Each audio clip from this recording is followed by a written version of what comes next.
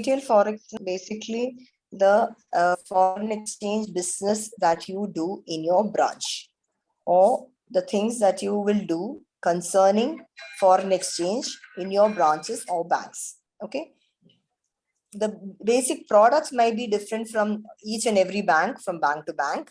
Okay. But the basic thing, what you do, the Forex business will be the same all through. So we will not go into any particular product as such, because it might differ from bank to bank, branch to branch. Let me tell you one more thing.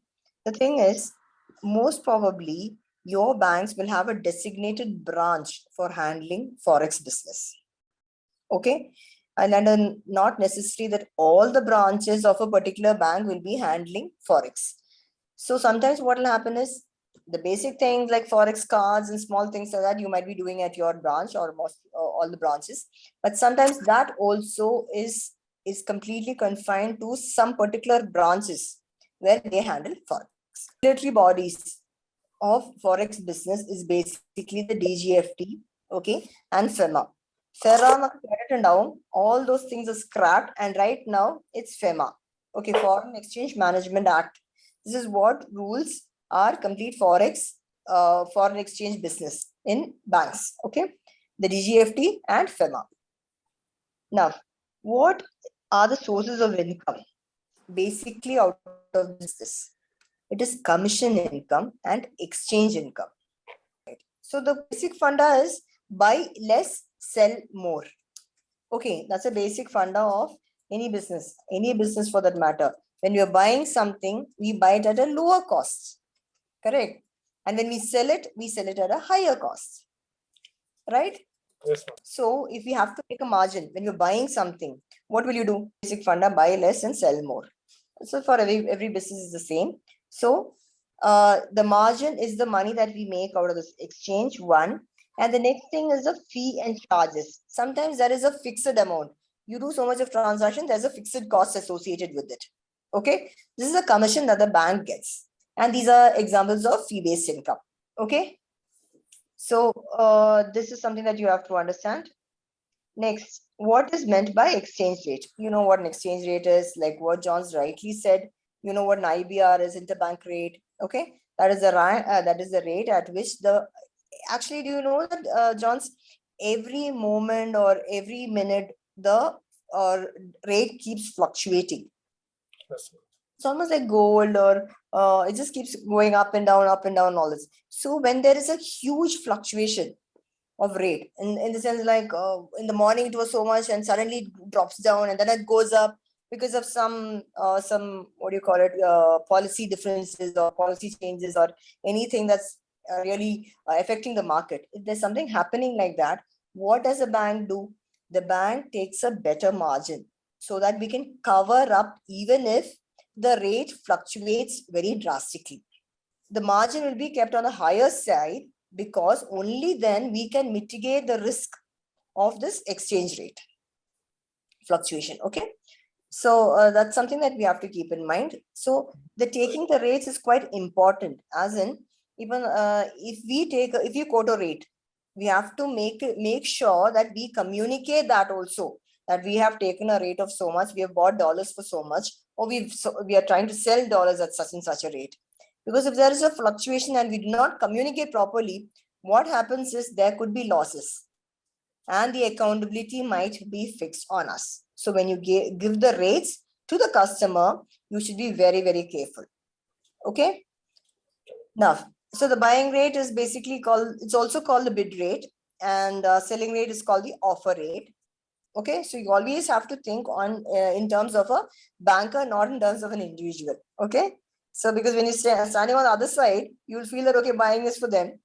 It's not like that. As a banker, you should feel that buying is from the customer and selling is to the customer.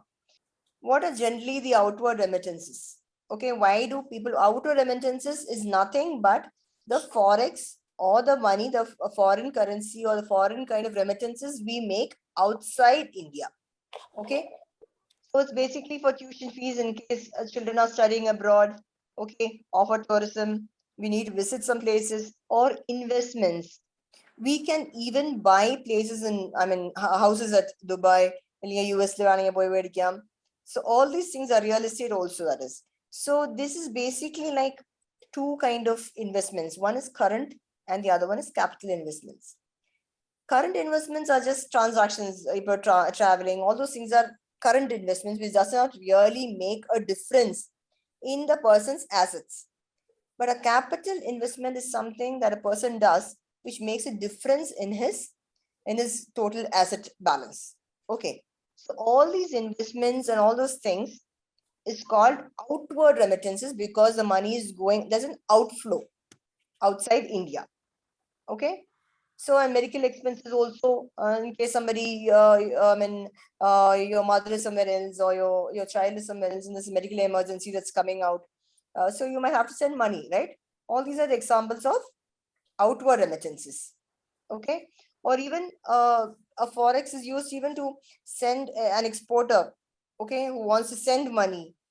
So no, importer because that's why he sends money, right? So he buys things and he has to send money. That is also an example of outward remittances. Okay. Then comes examples of inward remittances, either money coming from abroad or outside India to India. So it might be donations, it might be gifts, or it might be consultancy jobs or consultancy fees, or sometimes you've seen that, no? People who just go there, they take classes for a couple of hours and all those things and come back. So they might be getting that kind of money also from abroad. So all these are examples of inward remittances. Any amount, any forex coming from abroad is called inward remittance. Now, what are the frequently used terms? Nostro accounts or Vostro accounts. I'll let you know later on. There's a slide coming up that I'll explain later. And then there's something called cross rates. So sometimes what happens is, we might have to deal with cross rates, as in we'll have to convert USD directly to Euro. That's basically for foreign exchange, I mean, exporters and import business. That's what it basically is used for. Then correspondent banks, that's also, I'll explain it in later. So a correspondent bank and Nostro and Vostro account, I'll explain it later. Then what is cash term spot forward rates? Okay. Cash rate is the rate at which that particular transaction is happening. If you're buying currency at a particular rate, that is called cash rate. Term is a short form of tomorrow. Okay. The next day, the transaction happens. The next day. In a spot, what happens is it happens on the third day. Okay. Transaction plus 2 days. And in forward rate, what happens is we can book a forward rate contract. That means we can say, okay, fine, on such and such a date, after 6 months, I will be encashing about, say, $1,000 at such and such a rate. That is called forward rate. You fix a particular rate at a future date. Okay, that is called forward rate. It is a way of hedging. Hedging is basically that you try to mitigate the risk of increase in price. Okay, try to stop it at that particular rate at a particular date. This is called a forward rate. Okay, who all can deal in foreign exchange in India? Okay, there's authorized dealer 1. Those are basically the banks. Okay, is with foreign exchange. They can deal with they are called authorized dealer 1. Then there are authorized dealers 2. Okay, they have certain restrictions in their foreign currency or forex dealings. Okay, we will get to it to the next slide. Then there is FFMC, that's full-fledged money changers. And the 4th one is the franchisee of FFMC. Okay, so I'll show you the next slide. What does AD1 do? Okay, it's basically they can buy and sell, they can remit foreign currency abroad, we can transfer funds, we can trade.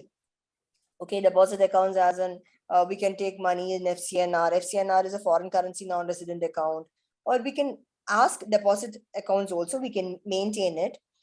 And examples of these are normal banks, HDFC Bank, ICICI Bank, State Bank of India, scheduled banks, okay, who deal primarily with foreign exchange. Now, AD2. AD2 is authorized dealer 2. They can buy and sell, they can remit, but no trade, no deposits.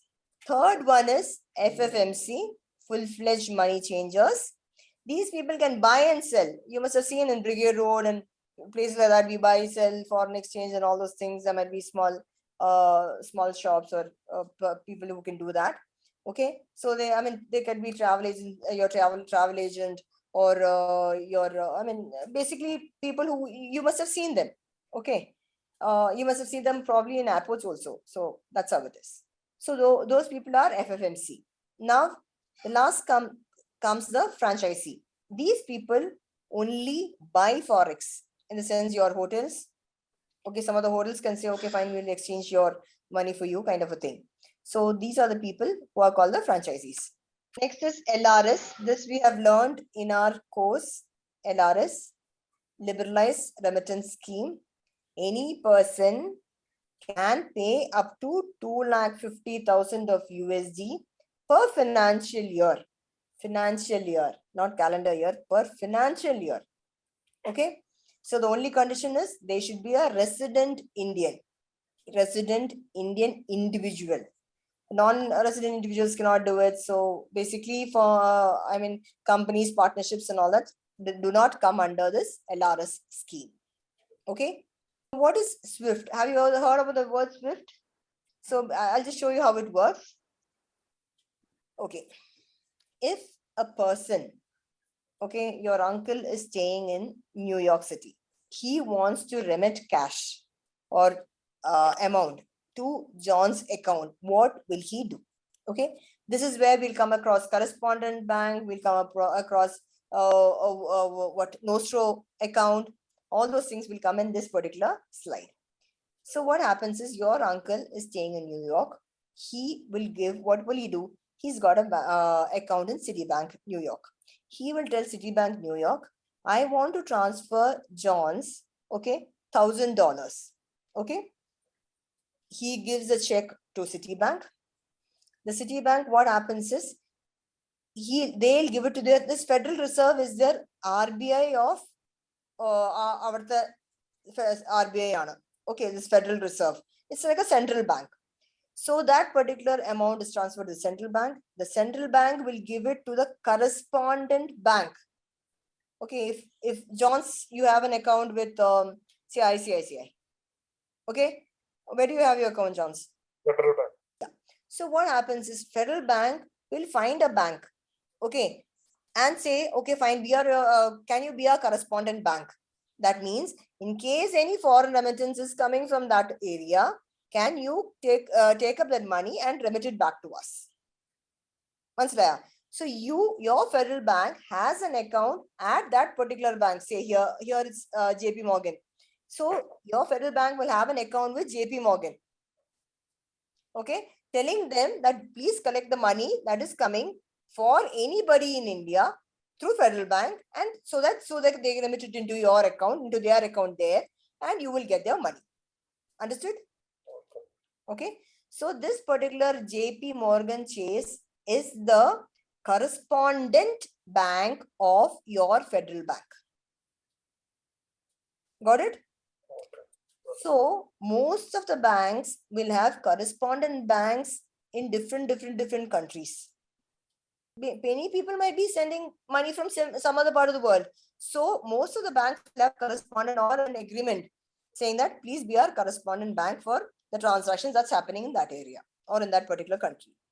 Correspondent bank, last time what we said, no, we'll explain that particular word.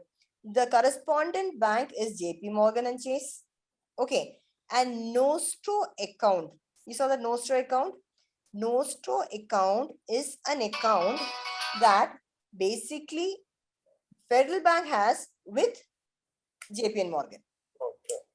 Our account in their bank. When they have an account with us, it is called Vostro. Their account, foreign bank's account with us is called Vostro, and our account with them is called Nostro, N. Okay, got the difference? Okay. Okay, so again, what happens is your uncle at New York will send your Citibank, will tell the Citibank, which is his bank. The Citibank will give it to the RBI or the central bank called the Federal Reserve. And the Federal Reserve from there they can come and like they will come and collect it. They'll send it to JP Morgan, which is the correspondent bank, and Federal Bank will see that your account number is there, your SWIFT code is given, and all those things are given. So they'll send it back to your account. Clear? This is how the entire transaction happens. Now, the messages that is being sent on this behalf is the SWIFT message. Okay. So as soon as the Citibank sends it to the Federal Reserve or their central bank, a message goes. Understood?